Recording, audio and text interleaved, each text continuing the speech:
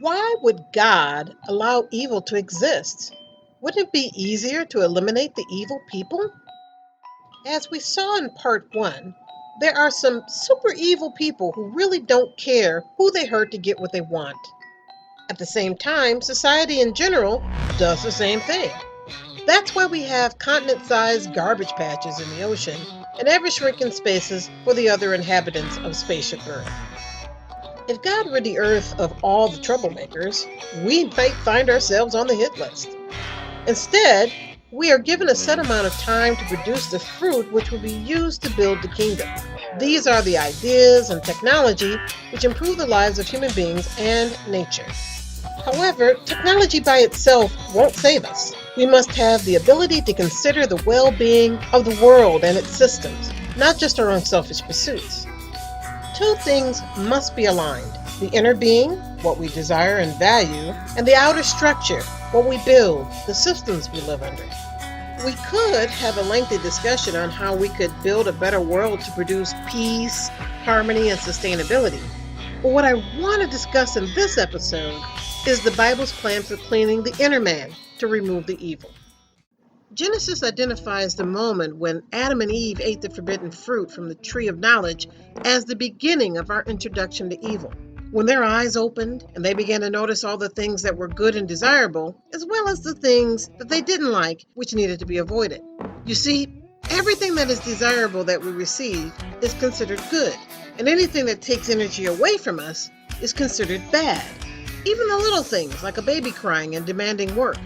In that moment, we lost the ability to see the whole picture and work selflessly for the good of all. The Bible pictures this as eating from the tree of knowledge, and somehow this eating binds us to the serpent.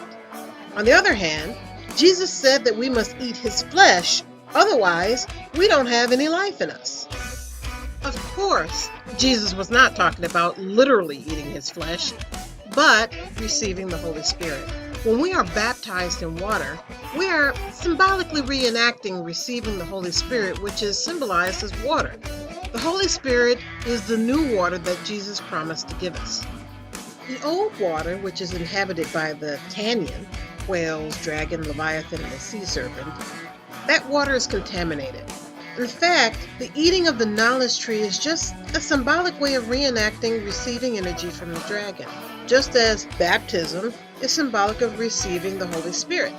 Our connection with the dragon did not happen without a price. The dragon gets to eat the dust, the same dust from which Adam and all the material universe is made. This is the source of our death.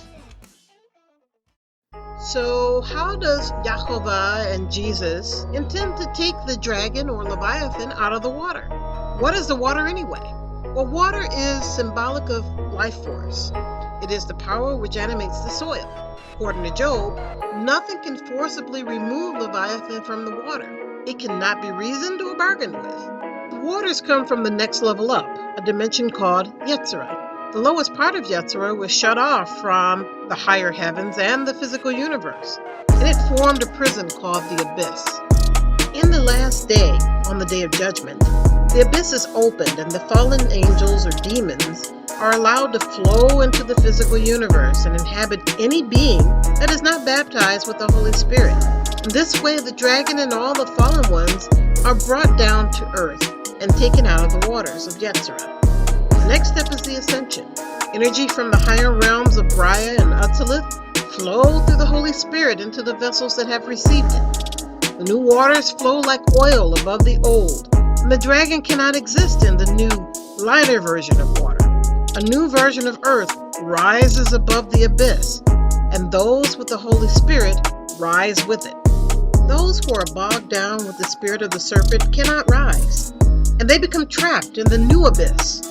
The old earth will continue to exist with all the evil and selfishness that this world currently has, but the new earth will continue to evolve in love.